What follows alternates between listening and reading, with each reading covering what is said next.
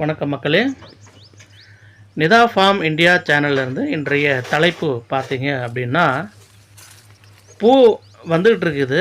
ஆனால் அதுக்கு அதிகமாக பூ வரதுக்கோ அல்லது நிறைய பூ வந்து அறுவடை பண்ணணும் அப்படின்னு நினைக்கும்போது அதுக்கு உண்டான ஒரு மருந்து இல்லை, எங்களுக்கு தெரியல அப்படின்னு சொல்லி ஒரு கமெண்ட்டில் வந்து ஒரு குறையாகவே இருந்தது.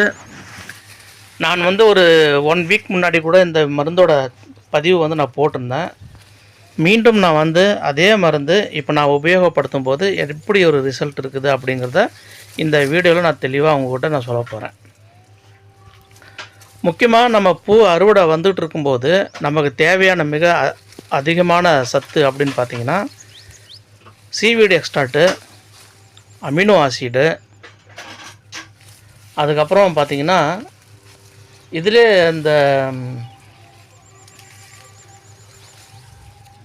இந்த அமினோ ஆசிடில் பார்த்திங்கன்னா ஒரு இன்னொன்று கெமிக்கல் மிக்ஸு அதாகப்பட்டது ஃபல்விக் ஆசிடு.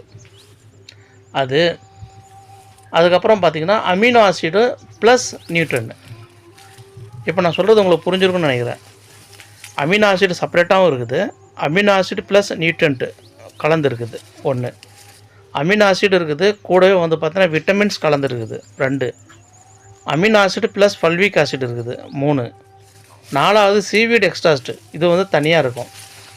5வதாக பார்த்திங்கன்னா உங்களுக்கு வந்து இந்த ஹோமோபிராசினோலாய்டு இது வந்து 5வது மருந்து. சரி, இப்போது எந்த மருந்து அடித்தா சிறந்தது அப்படின்னு ஒரு கேள்வி வரும். உங்களுக்கும் வரும், எனக்கும் அந்த ஒரு கேள்வி எனக்குள்ளே இருக்குது. இப்போ நம்ம இந்த 5 மருந்து நம்ம வந்து அடித்து பார்க்கணும். நான் வந்து இந்த 5 மருந்தும் நான் சொன்ன அந்த பிராண்டு தான் வேறையாக இருக்குமே தவிர, நான் அதுக்குள்ளே இருக்கிற அந்த கண்டென்ட்டு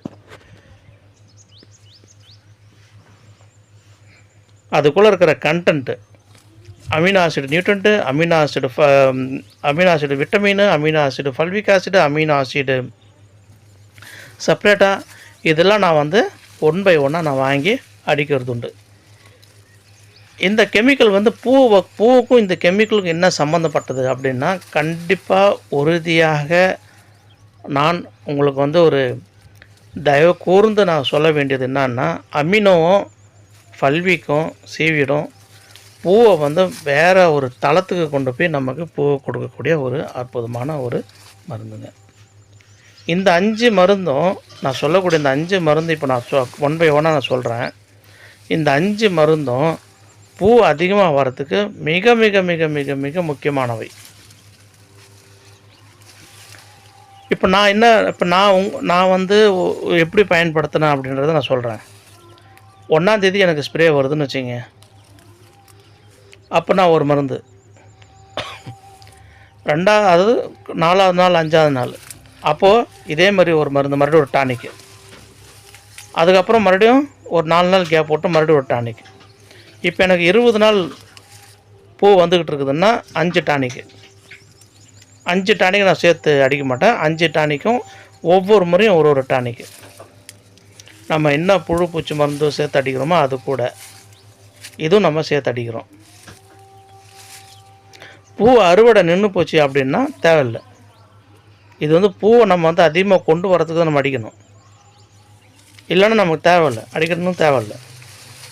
அப்போது நம்ம என்ன மருந்து இதில் அடிக்கலாம் அப்படின்னு நம்ம சொன்னோம்னா, ஃபஸ்ட்டு வந்து பார்த்திங்கன்னா பயோவைட்டா, இந்த மருந்து வந்து நமக்கு ரூட் வந்து நல்லா டெவலப் பண்ணி கொடுத்துட்டு நமக்கு பூ வந்து ஸ்டார்ட் பண்ணி கொடுக்கும்.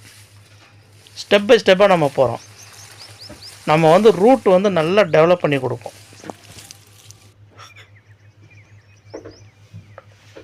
ஃப்ளவரை வந்து ஸ்டார்ட் பண்ணி கொடுக்கும். அதாவது நமக்கு நல்லா தெரியும், நம்ம தோட்டத்தில்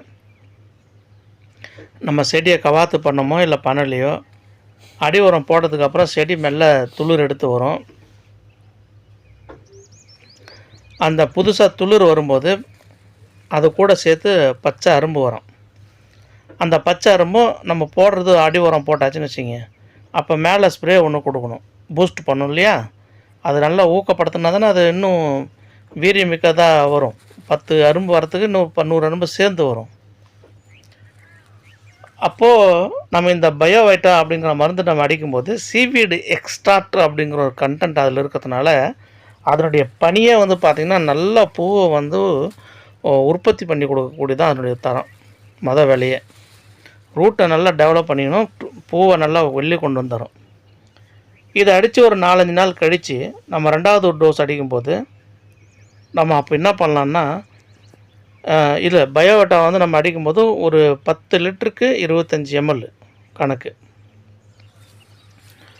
ஒரு ஏக்கருக்கு 1/4 லிட்ரு. அடுத்தது 2வது மருந்து இசாபின் அடிக்கிறோம். இசாபின் வந்து பார்த்திங்கன்னா இருக்கிறதுல சூப்பரான மருந்து, நல்ல ஒர்க் அவுட் ஆகும், பூவெல்லாம் வந்து நல்லா எடுத்து கொடுக்கும். இது வந்து பார்த்திங்கன்னா அமினோ ஆசிடும் நியூட்ரியண்ட்டும் கலந்துருக்கிற ஒரு காம்பினேஷனு. அந்த நியூட்ரியன்ட் அப்படின்னாலே உங்களுக்கு வந்து புரியணும் அது என்ன நியூட்ரியன்ட் அப்படின்னு.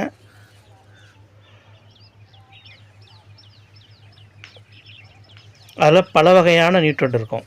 அதில் குறிப்பாக வந்து பார்த்திங்கன்னா அயரனு, மெக்னீசியம், மேங்கனீஸ், அப்புறம் காப்பரு, அந்த மாதிரி நிறைய சல்பரு, இது மாதிரி நிறைய கண்டென்ட் உள்ள மிக்ஸ் ஆகிட்டு இருக்கும்.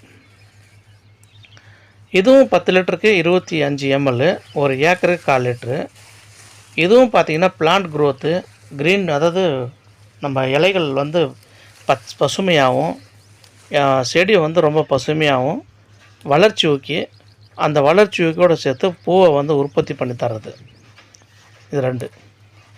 3வது இதே மாதிரி ஒரு 4-5 நாட்கள் நீங்கள் எவ்வளோ நாள் கேப்பு தரீங்கன்னு தெரியாது. பட் நான் வந்து இன்றைக்கி நேற்று வந்து 3ஆம் தேதி மார்ச் அடித்தாச்சு மருந்து.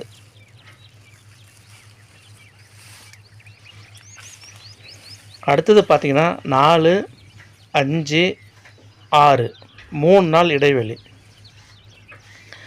7வது நாள் நாங்கள் மருந்து அடிக்கிற மறுபடியும்.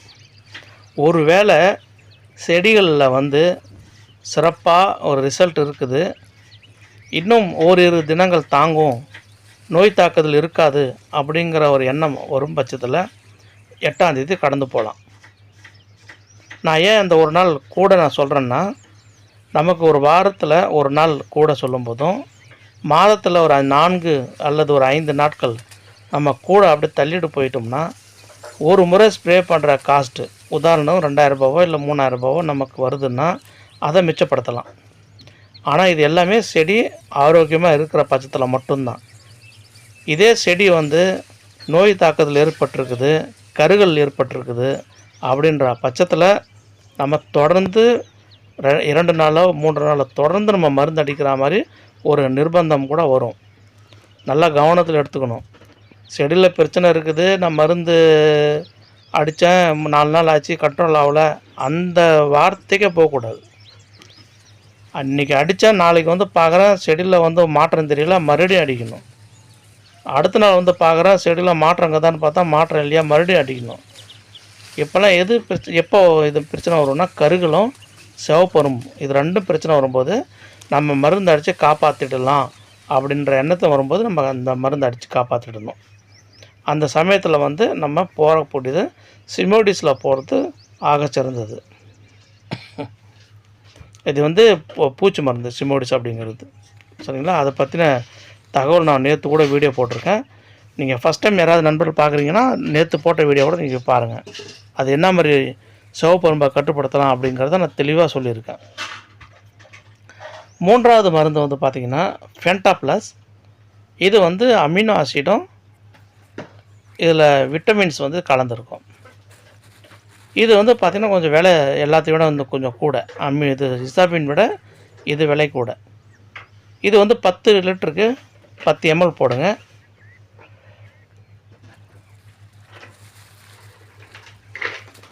மிக மிக போதுமானது. ஒரு ஏக்கருக்கு வந்து 100 ml போடுங்க, இது போதுமானது. இது வந்து பார்த்திங்கன்னா ஃப்ளவரை வந்து டேமேஜ் பண்ணுறதுலேருந்து காப்பாற்றும். மோர் ஃப்ளவர்ஸ், அதிகப்படியான பூ உற்பத்தியை வந்து கொண்டு வரக்கூடிய ஒரு அற்புதமான ஒரு மருந்து. நீங்கள் என்ன பண்ணுங்கள் அப்படின்னா, ஒரு வேளை உங்களுக்கு இது சந்தேகமாக இருக்குது, இதன் மேலே உங்களுக்கு வந்து ஒரு கருத்து வந்து பெருசாக இல்லை, இதன் மூலிமா வந்து பெருசாக லாபம் ஈட்டிட முடியாது அப்படின்னா ஒரு செகண்ட் தாட்டு ஒரு வருது அப்படின்னா ஒரு டேங்க்குக்கு மட்டும் வாங்கிட்டு வந்து தோட்டத்தில் அடிச்சுப்பாங்க. 4வது மருந்தாக பார்த்திங்கன்னா நம்ம சொல்ல வேண்டியது என்னன்னா டபுள். இந்த மருந்து காலங்காலமாக தொற்று இந்த மருந்து வந்து மார்க்கெட்டில் அவைலபிலிட்டி இருக்குது. நல்ல அறுவடை வந்துட்டு இருக்கிற சமயத்தில் பூச்சி அடிக்கிற சமயத்தில் இதுவும் சேர்த்து கலந்து அடித்தோம் அப்படின்னா நம்ம செடிகளில் வந்த பூ வந்து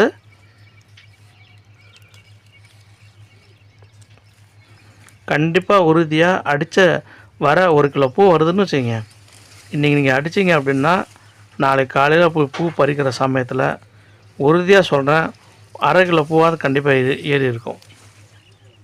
அந்தளவுக்கு இம்மிடியட்டாக ரியாக்ட் பண்ணக்கூடிய ஒரு அற்புதமானது ஒன்று. இதை பற்றின தகவல் நான் வந்து முழுமையாக சொல்லியிருந்தேன். இதை நம்ம அந்த கடுகு செடியிலிருந்து வர பூ இருக்கு இல்லையா, இந்த பூவை தான் எடுத்து அதை வந்து எக்ஸ்ட்ராக்ட் பண்ணி அதுலேருந்து ஒரு கெமிக்கலை உற்பத்தி பண்ணுறாங்க. இந்த மருந்து வந்து மார்க்கெட்டில் ரொம்ப காலமாக இருக்குது. இது வந்து ஒரு 10 லிட்டருக்கு 10 ml போதுமானது. ஒரு ஏக்கருக்கு 100 ml போதும். இந்த பூவை வரத்துக்கு இந்த மருந்து நம்ம பயன்படுத்திட்டோம் அப்படின்னா நமக்கு வந்து ஒரு வாரத்தில், அதாவது ஒரு முறை ஸ்ப்ரேக்கு ஒரு டானிக் நம்ம மாற்றி மாற்றி மாற்றி மாற்றி கொடுத்துக்கிட்டே வரும். அப்போது நமக்கு பூ அதிகமாக வர ஆரம்பிக்கும். பூவோடு சேர்த்து நம்ம அடி உரத்தில் ரொம்ப கவனமாக இருக்கணும். அடி உரம் கூட ரொம்ப கவனம் தேவை. மேலே என்ன தான் நம்ம ஸ்ப்ரே பண்ணால் கூட அடி உரம் வந்து மிக மிக முக்கிய பங்காற்றக்கூடிய ஒன்று. அடுத்தது வந்து பார்த்திங்கன்னா 5வதாக வந்து பார்த்திங்கன்னா அது வந்து ஆம்பிஷன் சொல்லிட்டு ஒரு மருந்து இருக்குது. இது வந்து சூப்பரான மருந்து, இருக்கிறதுல பல்விக்கும் அமினோவும் சேர்ந்து உள்ள ஒரு மருந்து, சேர்ந்து உள்ள கண்டென்ட் உள்ள ஒரு மருந்து. இது வந்து 10 லிட்டருக்கு 25 ml, ஒரு ஏக்கருக்கு 1/4 லிட்ரு.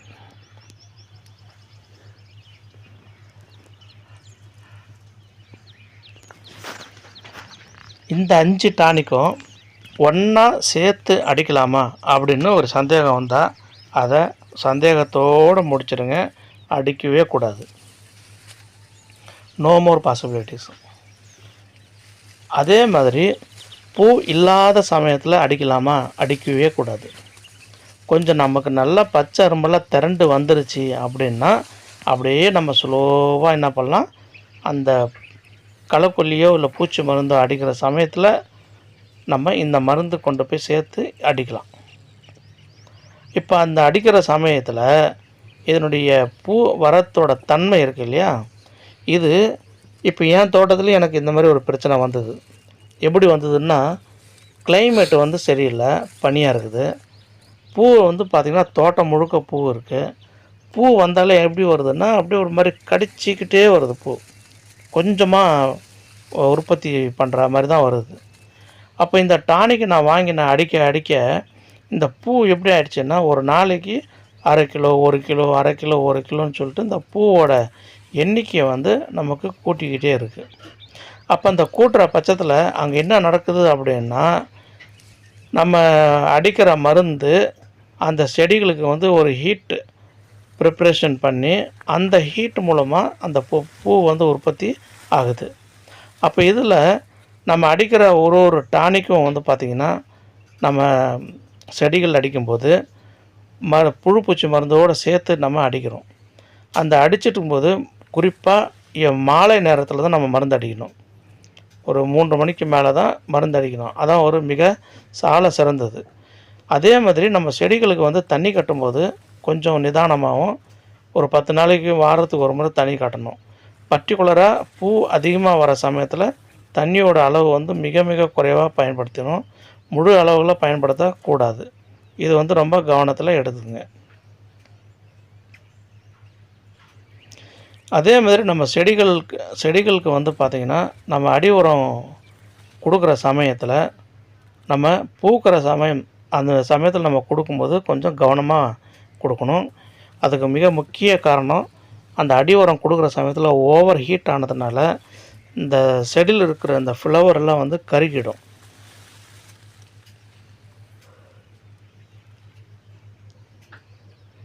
அதை நம்ம வந்து அவாய்ட் பண்ணணும் அப்படின்னா, ஒன்று ஒரு வரிசை 1.5 வரிசை 2 வரிசை அப்படியே நிதானமாக போட்டு பார்த்து தண்ணி கட்டி பார்க்கணும் ஒரு உரத்துக்கு. அப்படி பார்க்கும்போது இது செடிகளுக்கு பாதிப்பு ஏற்படுத்துகிற அப்படின்னா நம்ம மற்ற செடிகளுக்கு அப்படியே கேரி ஆன் பண்ணிக்கலாம். மொத்தமாக போட்டு மொத்தமாக வீணாக போயிடுச்சுன்னா அங்கே தான் நமக்கு வந்து பொருளாதார மிகப்பெரிய இழப்பு ஒன்று ஏற்படும். அதை நம்ம அவாய்ட் பண்ணணுன்னா எல்லாமே சாம்பிள் டெஸ்ட்டாக பண்ணி பார்க்கலாம். தப்பு எதுவும் வந்துடாது. செலவும் கம்மி, நல்லா இருந்தால் அடிக்க போகிறோம், நல்லா இல்லைன்னா நமக்கு ஒரு சின்ன ஒரு ரூபாயில் நமக்கு வந்து போயிடுச்சுன்னு அர்த்தம் அப்படின்னு நினச்சிக்க வேண்டியது தான். இப்போ நம்ம செடிகள் வந்து ஒரு நல்ல ஒரு ஆள் உயரத்துக்கு வந்துருச்சு, அறுவடை பண்ணணும், ஆனால் செடி முழுக்க வந்து அரும்பு இருக்குது அப்படின்ற ஒரு நிலைமை உங்களுக்கு எல்லாருக்கும் வரும். இப்போ எனக்கும் அந்த நிலைமை வந்திருக்குது.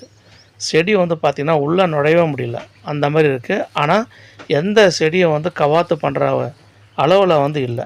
ஒன்று மேலே பூ இருக்குது, இல்லை கீழே பூ இருக்குது, இல்லை 2 இடமும் பூ இருக்குது. எங்கே கவாத்து பண்ணுறது, எங்கே பண்ணக்கூடாதுங்கிற அந்த ஒரு மிகப்பெரிய $1,000,000 கொஸ்டினோடு தான் நாங்கள் சுற்றிட்டு இருக்கோம். இப்போ நம்ம என்ன பண்ணலாம் அப்படின்னா, நமக்கு வந்து செடி வந்து அறுவடை முடிஞ்சதுக்கப்புறமா எங்கெங்கே தண்டெல்லாம் இருக்கோ அந்த தண்டை நம்ம சில நேரங்களில் கையால் கூட முறிச்சு விட்றலாம், உடச்சி விட்றணும். கொடி மாதிரி போகுதா, அதை உடச்சி விட்றணும். பூ அறுவடை பண்ணி அடித்து அங்கே வந்து துளிர் எடுக்க மாட்டேங்குது அப்படின்னா நம்ம சின்ன விரல்லே வச்சு என்ன பண்ணலான்னா அதை மேலே நுனி மட்டும் உடச்சி விட்டோம்னா அது தன்னைத்தானே வரும். என்னோடய நண்பர் கூட என்ன பண்ணுவாருன்னா, ஒரு கவாத்து பண்ணுறதுக்குன்னே அவருக்கு நேரம் இல்லாத மாதிரி அவர் என்ன பண்ணுவார்னா, டக்குன்னு பூ பறிச்சுனே இருப்பாப்புல, பக்கத்தில் வந்து கொடி மாதிரி ஓடி அதில் ஏதோ காம்பு இல்லை அரும்பு இல்லை அப்படின்னு தெரிஞ்சுன்னு வச்சுங்களேன், இம்மிடியேட்டாக அதை உடச்சி போட்டுறாப்புல. இப்போ இந்த உடச்சி போகிறதுக்கு வந்து 1 2 அப்படி இல்லை, ஒரு தோட்டத்தில் நுணுக்கமாக அவர் கவனித்து ஒவ்வொரு பிரான்ச்சையும் கவனித்து அதை வந்து அவர் நறுக்கி போடுறாரு. அப்போ போடும்போது நமக்கு என்ன ப்ளஸ்ஸு, அந்த இடத்துல நான் புதுசாக துளிர் வந்துடுது. 2வது நம்ம கவாத்து பண்ணணுன்னா மொத்த செடி அறுவடை முடிஞ்சு சுத்தமாக அரும்பே இல்லாத மாதிரி இருக்கணும்.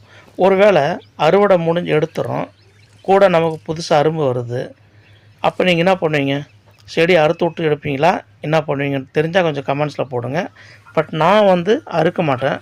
அதை நான் வந்து செடியை வந்து எங்கெல்லாம் பூ இல்லாமல் இருக்கோ அந்த இடம் வந்து பார்த்திங்கன்னா உடச்சி விட்டுட்டு போயிடுவேன் கையால். அதை சின்ன சின்னதாக வந்து நம்ம உடச்சி விட்டுட்டோம், அதுலேருந்து நமக்கு நிறையா துளிரும் அரும்பு கட்ட ஆரம்பிச்சதுன்னா நமக்கு வந்து மிகப்பெரிய ஒரு லாபம். இது எப்போ கவாத்து பண்ணலாம் அப்படின்னா, நமக்கு முழுமையான கவாத்து ஜனவரி மாதம்தான். நடுவில் நம்ம ஏன் கவாத்து பண்ண சொல்கிறோம் அப்படிங்கிறதுக்கு ஒரு மிகப்பெரிய லாஜிக் இருக்குது. இப்போ என்னோடய அறுவடை முடிஞ்சால் கூட நான் என்ன பண்ணுவேன்னா, ஒரு 40 சென்ட் 50 சென்ட் கையில் எடுத்து அதை நான் வந்து கண்டிப்பாக மேலே கவாத்து பண்ணி விட்ருவேன். அந்த கவாத்து பண்ணுற சமயத்தில் நமக்கு பூவோட அளவும் அதிகமாக இருக்குது ஒன்று. 2வதாக பார்த்திங்கன்னா, ஒரு கொத்தில் 8 பூ 10 பூ பிடிக்கணும். கொஞ்சம்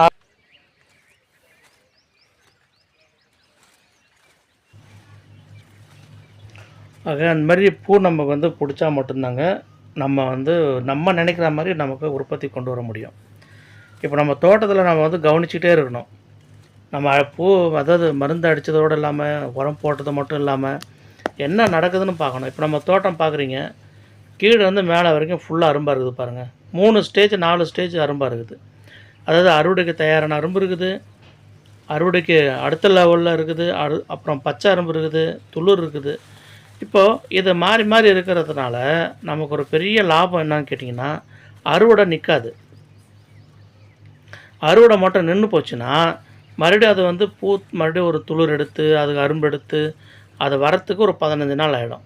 கிளைமேட் வந்து நல்லா வெயிலாக இருந்ததுன்னா ஒரு 15-20 நாள்லேயே வந்துடும்.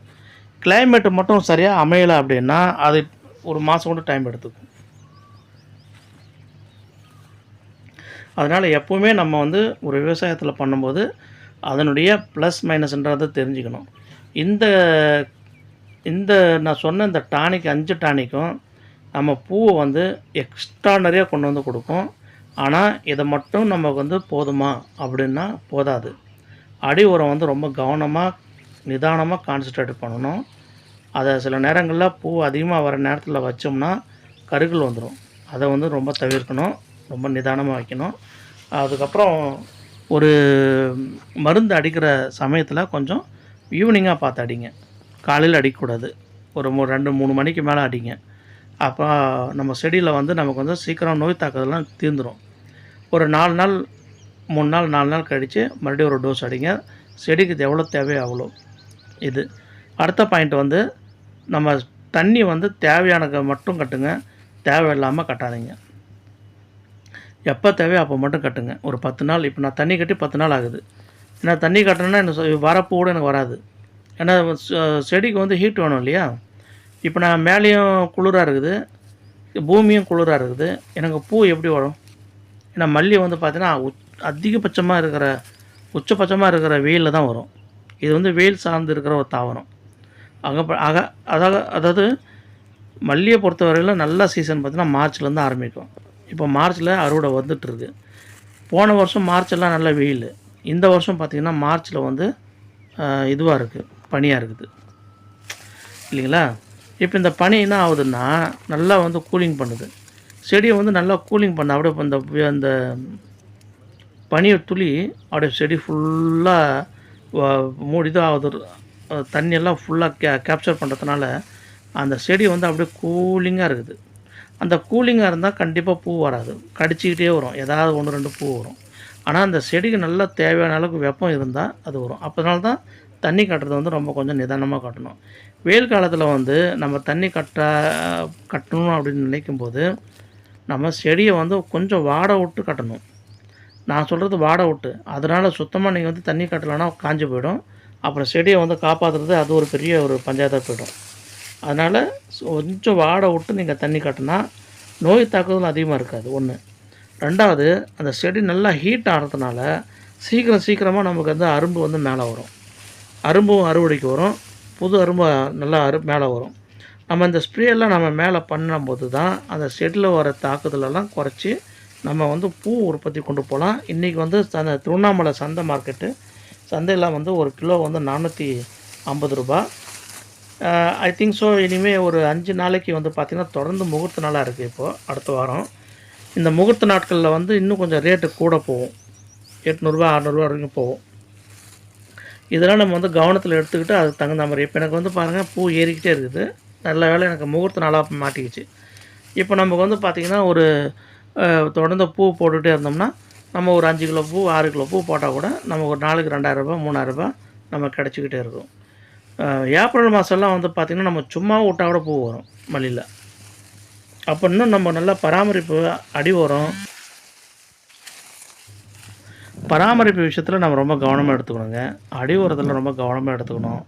நான் வந்து அடி உரம்லாம் போட்டு டெஸ்ட் பண்ணி பார்த்ததில் ஒரு 4 வரிசைக்கு 3/4 கிலோ பூ வருதுங்க. அந்த மாதிரிலாம் எனக்கு வந்து நான் டெஸ்ட் பண்ணி பார்த்தேன். நான் டெஸ்ட் பண்ணி பார்க்கறதுல எனக்கு வந்து இந்த ரிசல்ட் எப்படிலாம் எனக்கு வந்து எந்த உரம் எவ்வளோ அளவில் போட்டு கிடச்சிது இதெல்லாம் நான் வீடியோ தனியாக உங்களுக்காக போட்டிருக்கேன். நான் அடி உரம் எங்கே போட்டேன், எவ்வளோ போட்டேன் அப்படிலாம் போட்டிருக்கேன் பாருங்கள். இப்போ நான் இது ஒன்று ஒன்றா நான் நோட் பண்ணி வச்சுருப்பேன். போன வருஷத்துக்கு இந்த வருஷத்துக்கு வந்து எனக்கு அறுவடை கூட வேணும். அதனால் நான் போன வருஷம் யூஸ் பண்ண அதே மெத்தட் இந்த வருஷம் பயன்படுத்தணும் அப்படின்னா நிச்சயமாக பயன்படுத்த மாட்டேன். ஏன்னா இது போன வருஷம் விட இந்த வருஷம் அறுவடை வந்து கூட வேணும். இதுக்கு முக்கிய காரணம் உரத்தோட விலை. நீங்கள் ஒரு விவசாயம் இருக்கிறவங்களுக்கு அத்தனை பேர் தெரிஞ்சிருக்கும். உரம் வந்து பார்த்திங்கன்னா ஒரு மாதத்துக்கு 3 மாதத்துக்கு 2 மாதத்துக்கு ஒருக்காவே வந்து ஒரு மூட்டைக்கு மேலே 100 ரூபா 50 ரூபா எடுத்துடுறாங்க. அந்த மாதிரி ஏற்றிக்கிட்டே போனாக்கா அப்போ நமக்கு வந்து செலவும் கூடுது. அதே மாதிரி பூ பறிக்க ஆளுங்க வராங்கன்னா போன மாதம் 150 ரூபா வாங்கினாங்க 3 மணி நேரத்துக்கு. போன வருஷம் 2025. இந்த வருஷம் பூக்கு அறுவடை எடுத்து கூப்பிட்டா 170 ரூபா கேட்குறாங்க ஒரு ஆள். 20 ரூபா கூட்டிட்டாங்க. ஸோ இந்த மாதிரி விலைவாசி ஏறும்போது நமக்கு என்ன பண்ணணும்? ஒன்று பூவோட விலை ஏறுதான்னு பார்த்தா அது முகூர்த்த நாட்கள், விசேஷ நாட்கள், இந்த மாதிரி பனி காலங்களில் மழைக்காலங்களில் பூ வராத சமயத்தில் ரேட்டு அதிகமாக இருக்குதுங்க. எல்லாருக்கும் பூ வரும், நமக்கும் வந்து அப்போ தான் நல்லா பிச்சுக்கிட்டு பூ வரும். 100 கிலோ 50 கிலோன்னு ஒரு நாளைக்கு. அந்த மாதிரி வர சமயத்தில் எல்லாருக்கும் பூ வருது, நமக்கும் பூ வருது. ஆனால் நமக்கு ஒரு நாளைக்கு 100 கிலோ பூ வந்தால் பறிக்கணுமே. அப்போ அவங்களுக்கு வந்து நம்ம செலவுக்கு பறிக்கிறவங்களுக்கு காசு தரணுமே. அப்போ அந்த காசு தர சமயத்தில் நண்பர்களே நமக்கு பூவோட விலை 250 220 இப்படி போகும். இப்போ ஒரு ஆள் வந்து 3 மணி நேரத்தில் ஒரு 3 கிலோ பூ பறிக்கணும். அதான் நமக்கு வந்து இது சேஃபு. அட்லீஸ்ட் குறைஞ்சது 3 கிலோ பூ பறிக்கணும். அப்போ தான் நம்ம ஒரு 170 ரூபா அவங்களுக்கு கொடுத்தா கூட மீதி இருக்கிற பூ நமக்கு லாபமாக கிடைக்கும். அவங்க வந்து 1 கிலோ பூ பறித்து 1.5 கிலோ பூ பறிக்கிறாங்க அப்படின்னா நமக்கு தான் நஷ்டம். ஏன்னா நமக்கு நம்ம தோட்டம் இருக்கிறதுக்கும் திருவண்ணாமலையும் பார்த்திங்கன்னா ஒரு 10 கிலோமீட்டர் வரும். இப்போ நம்ம 10 கிலோமீட்டர் வந்து எல்லா பூ மதியம் கொண்டு போய் போட்டால் காலையில் போகிற பூ 400 ரூபா போகுதுன்னு வச்சுங்க. மதியம் போகிற பூ நமக்கு 200 தான் 250 ரூபா தான் போகும். எவ்வளோ லாஸு? ஒரு 50 கிலோ பூக்கு 1 கிலோவுக்கு 100 ரூபா லாஸுன்னா நீங்கள் எங்கே போய் சொல்கிறது? நம்ம போயிடுச்சிங்களா 5000 ரூபா போயிடுமே. அப்போ நம்ம காலையில் போயிட்டு போட்டுட்டு வரணும் ஒரு ஆள். அதுக்குன்னு ஒரு ஆள் தனியாக இருக்கணும். அறுவடை எவ்வளோ கிடைக்குதோ அதை கொண்டு போய் போடணும். மறுபடியும் அறுவடை கிடைக்குதா 10 கிலோ கிடைக்குதா மறுபடியும் போய் போட்டு வந்துடணும். அப்படி போடும்போது தான் நம்ம தப்பிச்சிடலாம். ஒரு 12 மணிக்கு மேலே போனோம்னா ரேட்டில் வந்து சுத்தமாட்டி வாங்கும். எல்லாமே வரட்டுமே, பூ எல்லாமே அறுவடை பண்ணிட்டு வரட்டுமே, வந்ததுக்கப்புறம் பார்த்துக்கலாமே அப்படின்னு நம்ம நினச்சி வெயிட் இருந்தோம் அப்படின்னா நமக்கு வந்து பயங்கர அடி விழும், லாஸு. அதனால் காலையில் பூ கொண்டு போய் போடணும். அடி உரம் வந்து ஃபேக்டாம்பஸும் ஆல்-16 வந்து வைங்க, நல்லா ரிசல்ட்டு கொடுக்குது. மேலே ஸ்ப்ரே வந்து சிமோடிஸும் கிரேசியாக சேர்த்துக்குங்க. வாரத்தில் ஒரு முறை ஒன்று இது ஒன்று அதுன்னு சேர்த்துக்குங்க. அதே மாதிரி டானிக் வந்து ஒன்று சேர்த்துக்குங்க. எம்என் மிக்சர் கூட சேர்த்துக்குங்க. இவ்வளோ தெளிவாலாம் யாரும் சொல்ல மாட்டாங்க. இது வந்து இராணுவ ரகசியம் மாதிரி ஒரு மனசில் நினச்சிருக்கிறாங்க நிறைய பேர். சொன்னால் அவங்களுக்கும் பூ வந்துடணும் அப்படிலாம் கிடையாதுங்க. நீங்கள் நேற்று போட்ட வீடியோ கூட பாருங்கள், சிவப்பரும்பு வராமல் என்ன பண்ணலான்னு. ஒரு 3-4 வீக்ஸ் முன்னாடி உள்ள வீடியோ எடுத்து பாருங்கள். நான் என்னென்ன அடி உரம் போட்டேங்கிறத அப்படியே கரெக்டாக அந்த அளவோடு சேர்த்து எத்தனை கைப்பிடிக்கு எவ்வளோ கிலோ வருது, நான் எப்படி போட்டேன், செடியை சுற்றி எப்படி போட்டேன், எல்லாமே தெளிவாக இருக்கும். இப்போ நான் சொன்னால் கூட உங்களுக்கு மேபி ஒரு சின்ன ஒரு கன்ஃபியூஷன் வரும். ஆனால் நீங்கள் அந்த வீடியோ பார்க்கும்போது உங்களுக்கு தெளிவு பிறக்கும். அதனால் சின்னதாக முயற்சி பண்ணி பாருங்கள். நான் சொல்கிறது அதுதான். யாரையும் நம்ம வந்து கண்மூடித்தனமாக நம்ப வேண்டாம். நம்ம தோட்டத்துக்கு நம்ம தான் எஜமான், நம்ம தோட்டத்துக்கு நம்ம தான் வந்து இன்ஸ்பெக்டரு. அப்போ நம்ம தான் சின்னதாக போட்டு பரிசோதிக்கலாம். இப்போ எனக்கு இந்த பூ வந்துகிட்டு இருக்குல்ல, நாளைக்கு நான் ஒரு உரம் போட போகிறேன். இந்த உரம் போட்டால் ஒன்று எனக்கு பிரச்சனைனா வரும், கருகள் வரும், சிவப்பரும்பு வரும். என்ன பண்ண போகிறோன்னா, ஒரு 1.5 ஏக்கர், ஒரு 50 சென்ட்டுக்கு ஒரு வரிசை, இன்னொரு 50 சென்ட்டுக்கு ஒரு வரிசை, அடுத்து ஒரு வரிசை, இன்னொரு 50 சென்ட் ஒரு வரிசை, 3 வரிசை தேர்ந்தெடுத்து 1/4 கிலோ அந்த உரத்தை போட போகிறேன். போட்டு ரிசல்ட் எப்போ கிடைக்கும் எனக்கு? இப்போ நம்ம தண்ணி போட்டு தண்ணி கட்டணும். அந்த வரிசைக்கு மட்டும் தண்ணி கட்ட போகிறோம். தண்ணி கட்டுமா, அதுக்கப்புறம் மறுபடியும் வந்து பார்த்திங்கன்னா இந்த ஒரு 2 நாள் 3 நாள் கழிச்சு இல்லை 4 நாள் கழித்து நம்ம கண்டிப்பாக அதில் என்ன வித்தியாசம் வருதுன்னு பார்க்க போகிறோம். பூவோட அளவு அதிகமாக வருதா, பூ வந்து கனமாக வருதா, இல்லை செடி வந்து மறுபடியும் துளிர் அடித்து இப்போ அரும்பு கட்ட போதா, இதெல்லாம் பார்க்கணும். இதெல்லாமே கன்சிடர் பண்ணிவிட்டு இதெல்லாம் நமக்கு வந்து சாட்டிஸ்ஃபைடாக இருக்குது. செடிக்கு மேலே இருக்கிற பூவுக்கு வந்து எந்த பாதிப்பும் இல்லை. கருகளோ இல்லை சிவப்பரும்போ புழு அரும்போ வரல. இது வரலைன்னா நம்ம வந்து டைரெக்டாக எடுத்து நம்ம எல்லா தோட்டத்துக்கும் நம்ம வந்து அப்ளை பண்ண போகிறோம் அந்த மருந்து, அந்த உரத்தை. அந்த அப்ளை பண்ணும்போது தான் நம்ம வீடியோ வந்து பதிவிறக்கம் பண்ணுவோம். நான் டெஸ்டிங்கில் பண்ண மாட்டேன். ஏன்னா நான் வீணாக போனாலும் சரி, கஷ்டமாக இருந்தாலும் சரி, டேமேஜ் ஆனாலும் சரி, அது என்னோட போட்டோம். உங்களுக்கு வந்து எண்ட் ப்ராடக்ட்டு நல்ல ரிசல்ட் மட்டும்தான் உங்களுக்கு நம்ம சேனலில் அப்லோட் ஆகும், இல்லைனா வராது.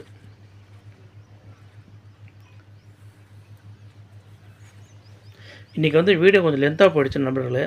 காரணம், நம்ம சொன்ன மருந்து அடித்தோம் வரல, இது அடித்தோம் வரல, அது அடித்தோம் வரல, இப்படி அடித்தோம் வர மாட்டேங்குது, போக மாட்டேங்குது, இப்படி தான் கம்ப்ளைண்ட்டாக இருக்குது. தவிர அதை வந்து எப்படி சாதுரியமாக நம்ம கையாளணும் அப்படிங்கிறதுக்காக தான் இவ்வளோ தெளிவான ஒரு விளக்கம் நம்ம கொடுக்க வேண்டியதாக போயிடுச்சு. இதில் தண்ணி கட்டுற மெத்தடு சொல்லியிருக்கிறோம். அதிகமாக தண்ணி கட்டக்கூடாதுன்னு சொல்லியிருக்கோம். தண்ணி கட்டினா பிரச்சனை வரும்னு சொல்லியிருக்கோம். உரம் போடும்போது கொஞ்சம் டெஸ்ட் பண்ணி போடணும்னு சொல்லியிருக்கோம். மேலே டானிக் அடிக்கும்போது ஒரு வாரத்துக்கு ஒரு டானிக் சொல்லியிருக்கோம், அளவு சொல்லியிருக்கோம் எவ்வளோன்னு. அதனால் நீங்கள் வந்து கவனத்தில் எடுத்துக்கிட்டு தொடர்ந்து நம்ம சேனலை பாருங்கள்.